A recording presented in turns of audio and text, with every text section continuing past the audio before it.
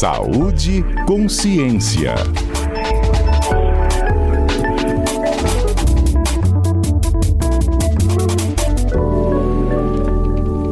Quem vem chegando é Theo Maciel. Bom dia, Theo. Bom dia, Fernanda. Bom dia, Patrícia, Adalberto. Bom dia a todos que nos acompanham. Todo mundo aqui querendo conhecer um pouquinho mais desse novo protocolo de triagem de saúde mental. Como é que vai funcionar? Fernando, primeiro eu quero ligar com o que vocês acabaram de falar, que haja saúde mental, né? É notícia. É muita notícia. Fim de ano é assim, Theo. Pelo amor de Deus, é muita notícia. E assim, e também lembrando, né, dessa queima de fogos, que os que são pai de gatinhos e cachorrinhos costumam também sofrer bastante nesse período, né, Verdade. dos fogos. E também haja saúde mental. Então a gente vai falar um pouquinho dessa uma nova ferramenta, Fernanda, que o Ministério da Saúde vai adotar agora nas unidades básicas de saúde, então nas unidades de saúde que ficam perto da casa das pessoas, para fazer essa triagem. Se eu puder dar um exemplo aqui para quem está nos acompanhando, é semelhante àquelas triagens que a gente faz quando vai no pronto atendimento, né, no pronto-socorro, que recebe ali uma pulseirinha amarela, verde, vermelha, se você tem se o seu caso, né, ele é de maior gravidade ou de menor gravidade, se você pode esperar um pouco mais, se você precisa ser atendido imediatamente. A ideia é esse mesmo conceito, só que numa aplicação, né, de um instrumento para a saúde mental. É uma avaliação de necessidade de cuidado em saúde mental, que tem a ideia, Fernanda, de organizar esse serviço, de escalonar o cuidado, né? Ver aqueles que precisam de um atendimento mais rápido, aqueles que têm uma gravidade maior e daí precisam, por exemplo, de ser avaliados por um psiquiatra, né? Uma psiquiatra, ou um acompanhamento ali por psicólogos. E aqueles que podem ser atendidos por profissionais, né, da medicina ou da enfermagem, né, generalistas ali na unidade de saúde, porque são casos mais leves. Então, para falar aqui para quem nos acompanha, é uma escala que foi desenvolvida nos últimos 4 anos, então demorou, né, foram testadas várias perguntas que são feitas às pessoas, o que é melhor, como que a pessoa responde. Vou dar alguns exemplos aqui da escala. Como a pessoa responde, vamos dizer, com uma maior, menos constrangimento, né, uma maior facilidade, porque algumas perguntas, né, elas são, podem ser, né, vamos dizer assim, de um foro mais íntimo, a pessoa fica, às vezes, com dificuldade para responder. Vou falar algumas coisas aqui, e o nosso...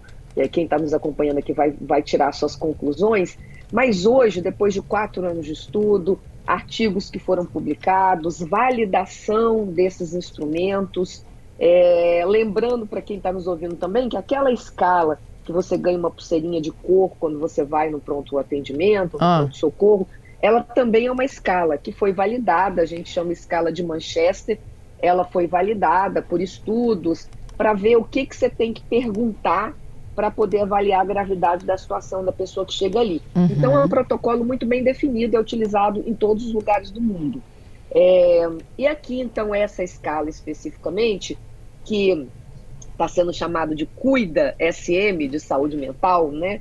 Cuida-SM, que é essa avaliação de necessidade, ela tem perguntas como se a pessoa presenciou algum episódio de violência, porque a gente sabe que alguém que está presenciando episódio de violência também tem gatilhos, né? A pessoa tem ali, ela tem também, né? Pode causar problemas de saúde mental se ela vivenciou violência, se ela, por exemplo, é algo que tem aumentado, inclusive em adolescentes, crianças e adolescentes, que é o que a gente chama de automutilação. Então, se ela já fez algum mal a ela mesma, então algum corte, se ela provoca alguma dor, então esse também é uma das perguntas. A questão de suicídio, se a pessoa tem ideias, né, de suicídio, esse vamos dizer, ganha um ponto maior na escala, porque as pessoas, que é o que a gente chama de ideias, né, suicidas, ideação suicida, se a pessoa pensa nisso, se ela ouve uma voz que está falando que ela deve fazer isso, isso uma necessidade gravíssima. Então, ela é colocada, né, na escala, numa outra necessidade, aí precisa ser vista por um especialista, porque tem aí abordagens que são mais específicas. Então, só para falar, Fernanda, aqui, dar uma resumida, são muitos resultados, mas o que essas pesquisas ao longo desses 4 anos, o que elas identificaram, né? A escala é dividida em quatro níveis desse cuidado, né? Dessa escala de cuidado. Então, o primeiro são aquelas pessoas que têm necessidades leves, elas não têm necessidade, portanto, de ser atendida por um especialista, né? Um psiquiatra, um psiquiatra ou psicólogo, ela pode ser atendida ali na unidade de saúde. São questões mais, diria, né? O nome já diz, né? Uma necessidade leve, não tem quadros psiquiátricos mais graves, são às vezes tensões, sofrimentos pontuais que as pessoas têm, né? Às vezes a perda, né, de alguém ali próximo, mesmo de um relacionamento, que faz com que as pessoas passem por momentos, né, de sofrimento. Mas essa pessoa ela consegue, por exemplo, trabalhar, ela consegue estudar, ela tem uma funcionalidade no dia a dia. Então, isso é considerado na escala uma necessidade leve. Ela pode ser, o cuidado dessa pessoa pode ser organizado ali mesmo, né, na unidade de saúde. Às vezes, um grupo de apoio, que ela é recomendada, né? Nessa escala também é avaliada a questão da utilização de álcool e outras drogas. Então, por exemplo, a indicação de um grupo de apoio, né, de alcoólicos anônimos. Então, isso também ajuda, né, as pessoas a passar por alguma fase. Depois, a gente tem aquela necessidade moderada. Na próxima fase, necessidade grave, quando a pessoa já tem, vou voltar aqui à necessidade moderada, é quando esse sofrimento, ou essa tensão, ela vai persistindo, a pessoa fica muito tempo com isso, então ela precisa de um acompanhamento ali, ainda que um caso não seja grave, mas pode ficar na unidade básica de saúde. E tem aqueles casos que têm necessidade grave ou gravíssima, né? Quando você tem prejuízo, por exemplo, a pessoa não consegue trabalhar, a pessoa não consegue estudar, ela não consegue ter uma vida social, né? Ela tem prejuízos muito importantes na sua vida. E aí essas pessoas precisam ser referenciadas, né, para o Centro de Atenção Psicossocial, que é o que a gente chama do CAPS, né? Entendi. Então, é um pouco isso. E, Fernanda, só para deixar também aqui registrado, que na aplicação que foi feita, foram mais de 1.200 pessoas que participaram desse estudo ao longo desses 4 anos, né?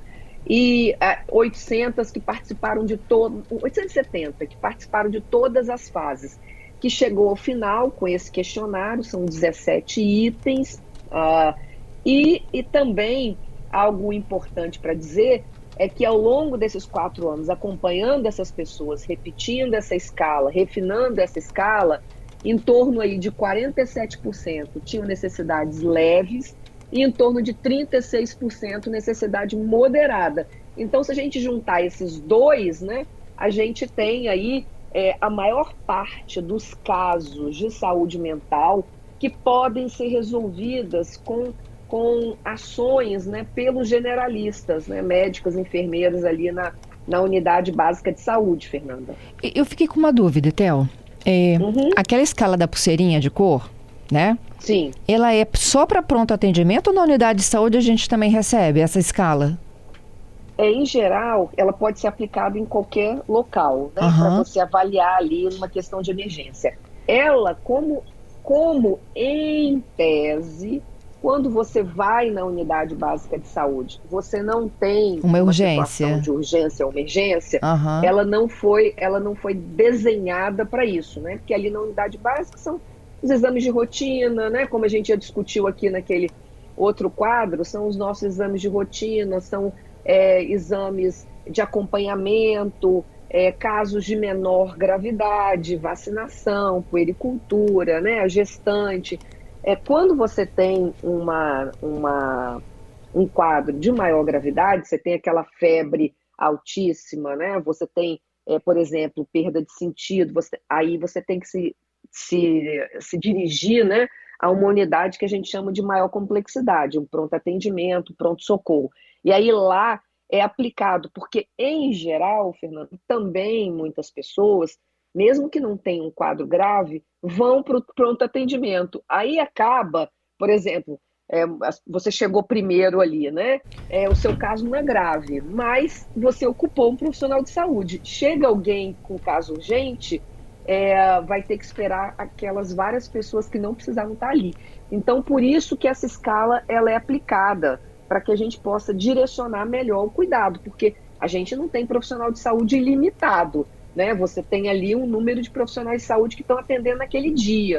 E você precisa usar, né, de forma inteligente esses trabalhadores, né, a força de trabalho, né, dos trabalhadoras que estão ali, para que eles possam atender na velocidade ideal aquelas pessoas que precisam com mais urgência, né? Então, e agora nessa escala de saúde mental é a mesma ideia, porque profissional, por exemplo, psiquiatra e psicólogo, não são muitos, né? É um número limitado. Então, se você vai mandando casos que não são tão graves para esses profissionais que não são muitos, aquelas pessoas que precisam com uma urgência maior, que tem uma necessidade maior, às vezes tem que ficar na fila esperando muito tempo, né? Você só tem consulta para daqui a um mês, para daqui a 2 meses, e a pessoa é um caso grave. Então, essa escala, ela acaba, vamos dizer assim, organizando, né? Planejando esse cuidado. Isso, eu estava pensando exatamente nisso, como é que uma casa com a outra, né? Se eu vou para uma unidade de saúde, eu estou ali, né, com um problema de saúde mental, essa escala vai fazer com que eu ande a fila mais rápido, é isso? Exatamente. Ai, que legal. E vai te direcionar melhor, né? Porque às vezes você não precisa ir para um profissional, vamos dizer assim, muito especializado, porque não é o que o seu caso exige. Aí você está ali, né, passando por um problema, perdeu alguém, né? A tristeza faz parte da nossa vida, o sofrimento, mas isso você não está num quadro depressivo, por exemplo. Você consegue se levantar, você consegue tomar um banho, você consegue se comunicar com as pessoas. Há alguns casos onde as pessoas não conseguem isso, né? Por exemplo, síndrome de pânico, a pessoa não consegue sair, ela não consegue desenvolver suas atividades. E às vezes, por exemplo, essa pessoa não consegue nem ir na unidade de saúde. Precisa alguém da família ir lá, né, fazer o contato com o profissional, para que o profissional vá à casa dessa pessoa para fazer essa primeira avaliação. Então, essa escala, ela também auxilia os profissionais de saúde da atenção primária, né, lá da unidade básica, que seja a unidade de saúde da família ou unidade básica de saúde, mas aquela unidade de atenção primária, ali perto da casa da gente, a planejar o cuidado, né, para aquela pessoa específica. O que ela precisa? Às vezes ela precisa de uma consulta ali, mas de ser ouvida, às vezes até precisa de uma ação medicamentosa, mas que o profissional ali da atenção primária consegue fazer. Às vezes é um caso de maior gravidade, que já precisa de um especialista, né? Se a gente fizer uma comparação também, Fernanda, como, por exemplo, a pessoa que está lá acompanhando a sua hipertensão, né? Então, ela está acompanhando a hipertensão dela com um profissional da unidade de saúde, enfermeiro, médico que está ali. Eu sempre falo enfermeira e médica porque temos hoje, como profissionais de saúde, apesar da língua portuguesa dizer que a gente tem que usar o gênero masculino para incluir todos, né? A gente tem muito mais mulheres como profissionais de saúde, tanto médicas como enfermeiras. Então, eu tenho esse cuidado aí, porque é a maioria. E aí você tem esse atendimento ali, né, atendendo o hipertenso, ou atendendo o diabético, que são generalistas, né? São enfermeiras, enfermeiros, médicos, médicas que estão ali fazendo o atendimento. Mas, por exemplo, essa pessoa com diabetes ou essa pessoa com hipertensão, ela fica mais grave, ela tem, por exemplo, uma hipertensão que não está reduzindo com o medicamento que está sendo prescrito ali pelo profissional de saúde na unidade de saúde, ela vai precisar, por exemplo, de um atendimento de um cardiologista.